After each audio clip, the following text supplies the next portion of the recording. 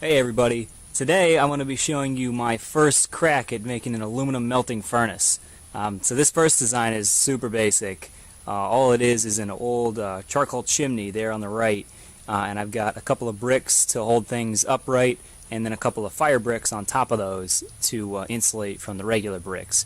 So once this is fully aflame, I'm going to move it on top of the fire bricks, and then we'll put a air source underneath it. So to melt aluminum, you need a very high temperature that normally can't be achieved by just charcoal alone. I've gotten really close. I've gotten the aluminum to sort of weaken with a normal charcoal fire, but that doesn't quite cut it. So we need to up the temperature by adding an air source. And I'm going to provide that with an old hair dryer. And so once I get this set up, I'll show you how I'm going to do that. Alright, so here's my setup. We've got the charcoal fire in there, and I've got an old hair dryer taped to a PVC pipe that has an elbow on the end that's pointing up. So the air from the hair dryer is going to get directed through the pipe, up the elbow, and in through the charcoal there, which should increase its heat output quite a bit. My crucible is going to be this stainless steel cup that I found in the camping section, and I put a little bit of aluminum foil in there to start with. My plan is to use this to melt aluminum cans, soda cans, but I want to have a little bit of foil in there. I think this will provide a good contact area of aluminum around the edges, so it should melt hopefully pretty good, and then I'll get a little bit of liquid in there, and then I can start feeding cans into it, and they'll sit in a liquid and should melt nicely. So let's stick this in here, and let's see what happens when we get the air going.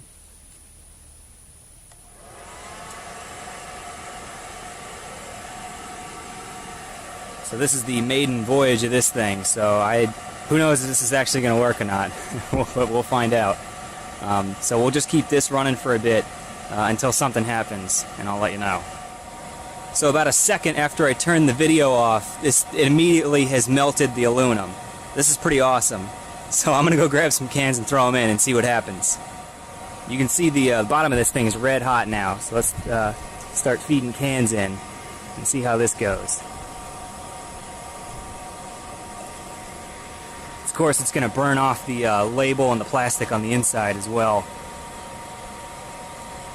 You can see it discoloring.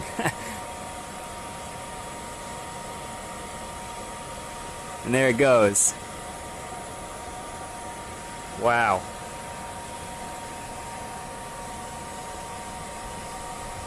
That is amazing. I did not expect this to work this well. Here goes another one.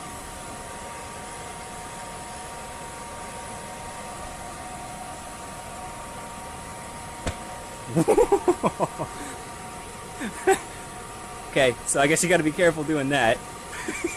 I imagine that was a steam explosion.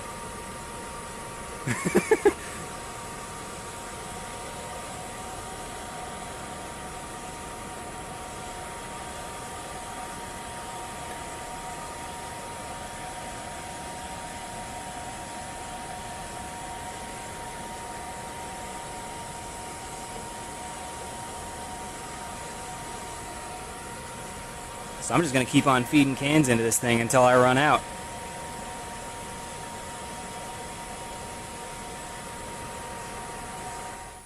Alright, I went ahead and turned the air off. I got 6 cans plus a couple of sheets of aluminum that I had laying around in there.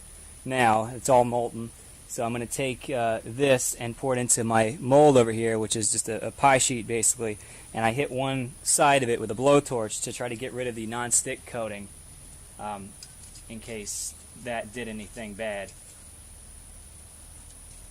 So you can see we got molten aluminum in there. So I'm going to pour that out into the mold.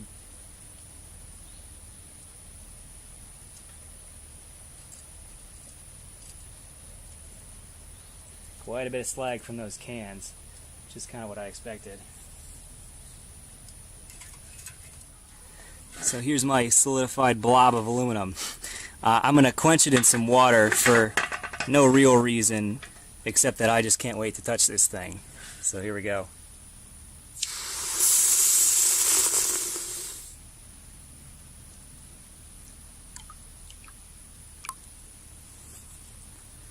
there you go. Solid aluminum. So I brought this back into the lab to show you the crystals. Now that there's a little bit better lighting, maybe you'll be able to see the crystals a little bit better. You can see they look really feathery, and they all of course intertwine, and they sparkle a little bit differently just because they're all aligned differently. So that's really cool that it's solidified like that. And you can see on the back, you really don't see much of that.